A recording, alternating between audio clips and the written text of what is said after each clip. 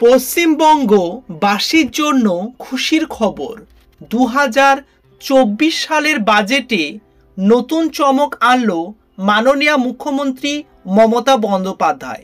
কারণ সামনে লোকসভা ভোটকে কেন্দ্র করে সমস্ত প্রকল্পে টাকা বৃদ্ধি করে দিল।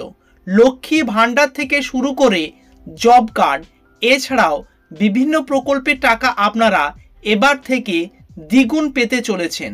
সো দর্শক বন্ধুরা, পশ্চিমবঙ্গে বসবাস করলে এবং আপনার কোনো না কোনো প্রকল্পে আপনার নাম নথিভুক্ত থাকলে এই ভিডিওটি লাস্ট পর্যন্ত দেখবেন। আর ফার্স্ট টাইম যারা ভিজিট করেছেন, এরকম নিত্য নতুন আপডেটেড ভিডিও রেগুলার পেতে চাইলে নিচের দিকে লাল রঙের সাবস্ক্রাইব বাটনটি ক্লিক করে অল নোটিফিকেশন অন করে দেবে আর একটি লাইক করবে। চলুন ডিটেলসে দেখে নেওয়া যাক। সর্বপ্রথম যে আপডেটটি এসেছে, লক্ষ্মীর ভাণ্ডারে বড় সুখবর। 500 টাকা থেকে বেড়ে 1000 টাকা। লোকসভা ভোটের আগে বাজেটে বিরাট ঘোষণা রাজ্যের। দর্শক বন্ধুরা, গত কয়েকদিন আগে আপনাদের আপডেট দিয়েছিলাম লক্ষ্মী ভাণ্ডারের টাকা বৃদ্ধি নিয়ে। সেই মতো রাজ্য সরকার ঘোষণা করে দিল, যারা 500 টাকা করে ভাতা পাচ্ছিলেন এবার থেকে মাস শেষে 1000 টাকা ভাতা পেয়ে যাবেন। মামাটি মানুষ সরকার আনন্দের সঙ্গে জানাচ্ছে যে লক্ষ্মীর ভাণ্ডার প্রকল্পে তফসিলি জাতি এবং জনজাতি শ্রেণীর জন্য আর্থিক সহায়তা বৃদ্ধি করে মাসিক 1200 টাকা এবং অন্যান্যদের জন্য এই সহায়তা বৃদ্ধি করে মাসিক 1000 টাকা করা হবে।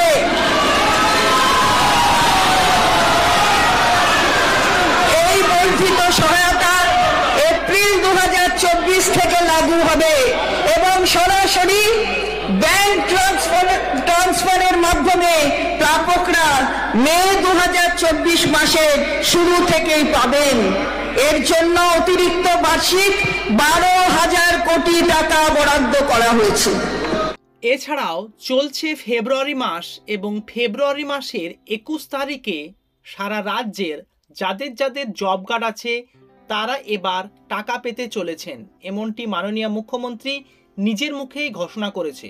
কারণ জব কার্ডের টাকাটি কেন্দ্র সরকার দেয়, আপাতত বন্ধ থাকার কারণে রাজ্য সরকার নিজেই দিচ্ছে এবং সেটি স্বয়ং মুখ্যমন্ত্রী নিজেই ঘোষণা করলেন।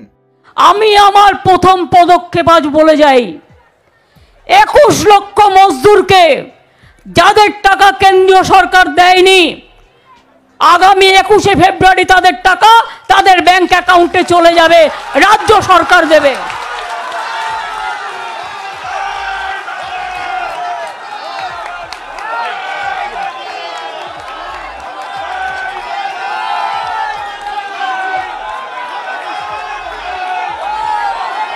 ব্যাংকের অ্যাকাউন্টে চলে যাবে 21শে ফেব্রুয়ারি।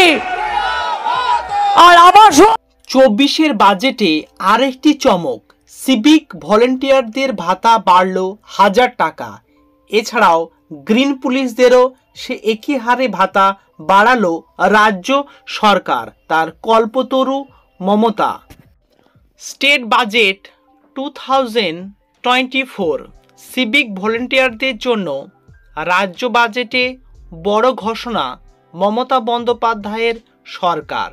এক ধাক্কায় ভাতা বাড়ল 1000 টাকা। একই সঙ্গে মিড ডে মিলের রাঁধুনিদেরও বেতন বাড়ানো হয়েছে, আরও 500 টাকা এক্সট্রার এবার পেতে চলেছেন। পাশাপাশি চুক্তিভিত্তিক গ্রুপ ডি, গ্রুপ সি কর্মীদেরও বেতন বাড়ানোর ঘোষণা করা হয়েছে রাজ্য বাজেটে। এই ঘোষণা কয়েক লাখ মানুষ উপকৃত হবে বলে জানান মুখ্যমন্ত্রী মমতা বন্দ্যোপাধ্যায়। একই সঙ্গে 5 লাখ কর্মসংস্থানের দিশা রাজ্য বাজেটে রয়েছে বলে এদিন জানান তিনি। সো দর্শক বন্ধুরা, বুঝতে পারছেন যারা সিভিক ভলেন্টিয়ার্স আছে তারা এবার থেকে আরও 1000 টাকা তাদের বেতনের সঙ্গে যুক্ত হলো।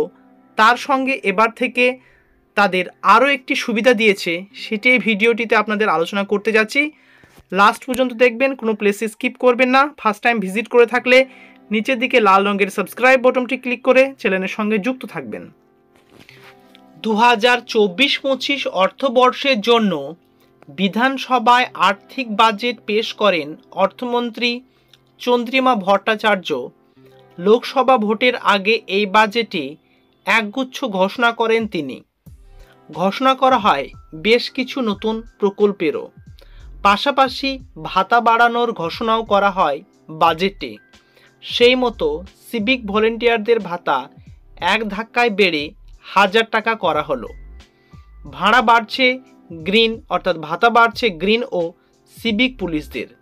এর জন্য 180 কোটি টাকা রাজ্য সরকারের তরফে বরাদ্দ করা হয়েছে বলে জানিয়েছেন চন্দ্রিমা ভট্টাচার্য।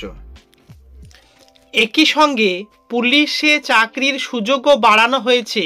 আগে 10% সিভিক ভলেন্টিয়ার এবং ভিলেজ পুলিশরা রাজ্য পুলিশের কাছে সুযোগ পেত, এখন তা বাড়িয়ে 20% করা হলো। অর্থাৎ দর্শক বন্ধুরা বুঝতে পারছেন, এবার থেকে যারা সিভিক, গ্রিন পুলিশ বা ভিলেজ পুলিশ যারা আছে তারা এবার কনস্টেবল বা রাজ্য সরকারের অন্য সমস্ত প্রকল্পের সংরক্ষণের হার তাদের 20% বেড়ে গেল।